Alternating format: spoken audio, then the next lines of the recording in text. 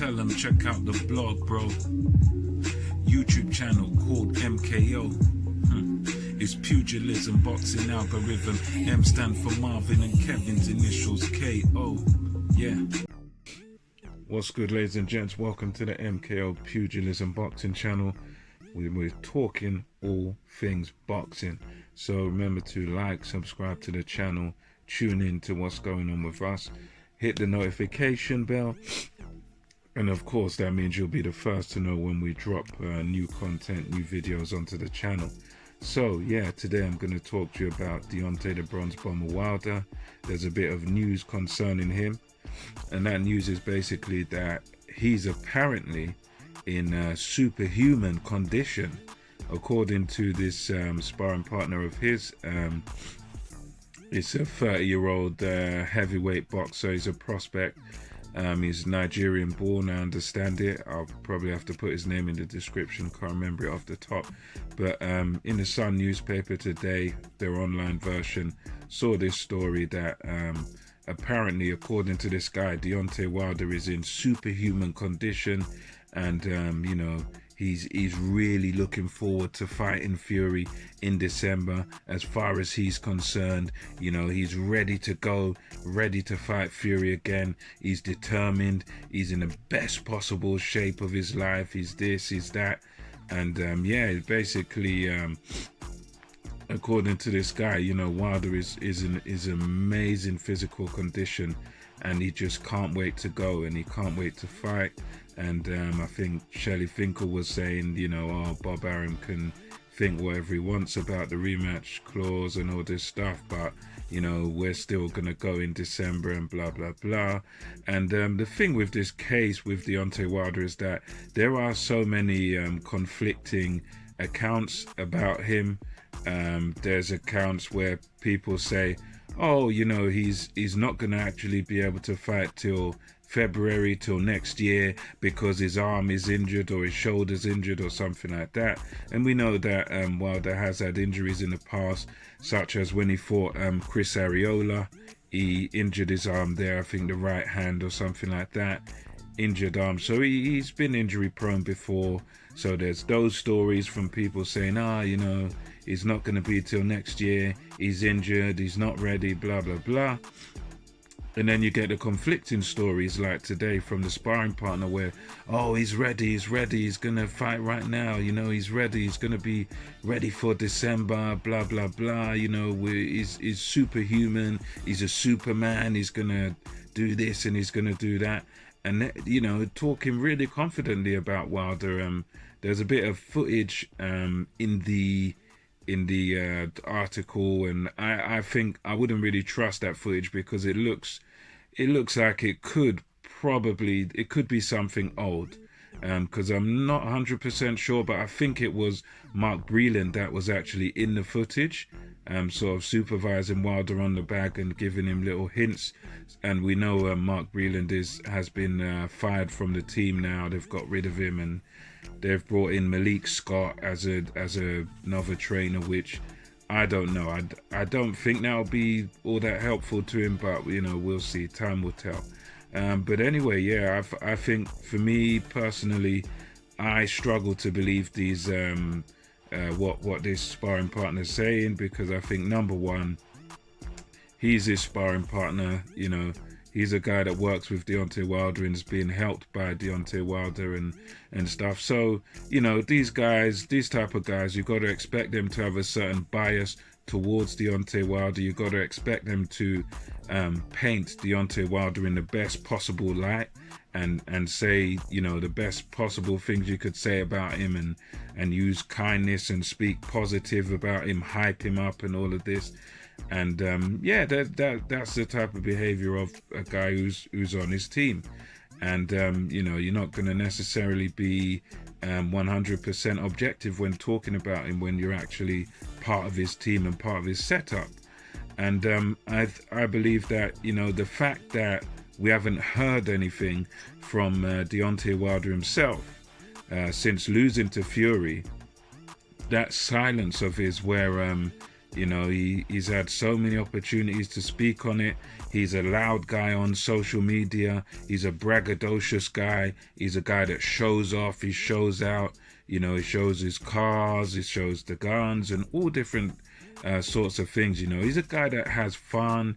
He's a guy that's really out there. He's really in your face. He's really active when it comes to his social media presence, and when it comes to sort of, you know, himself. His personality is bold, it's outgoing.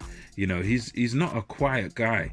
He's not like a guy that's really cerebral and really laid back and uses little mind games and things of that nature. You know, Deontay Wilder, he's a straightforward guy.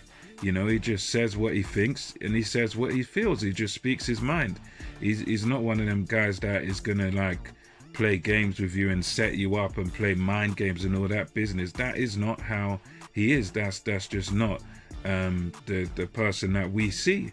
So I think the fact that we've heard nothing from him, in my view, suggests that he doesn't really want this third fight with Fury. So as much as we're hearing things from Finkel and we're hearing things from this training partner or sparring partner that, yeah, he's in superhuman shape, and then we're hearing he's injured from other sources, I think all of this stuff is just, in my view, just a bit of bluster. Because I think if Wilder really wanted to fight, then we would have heard from him by now. We would have heard from him a long time. We would have heard from him, you know, in the weeks after he lost. You know, we would have been hearing him say, yeah, look, I want the fight, I want the rematch. You know, you know, it was all, you know, it was a mistake I made, and you know, I want to get it back. I want to run it back with Fury. I need this. I want it. You know, I want to avenge that loss and blah blah blah. The things that fighters say, you know. And we've had it with other fighters. You go back to Lennox Lewis and Hasim Rahman.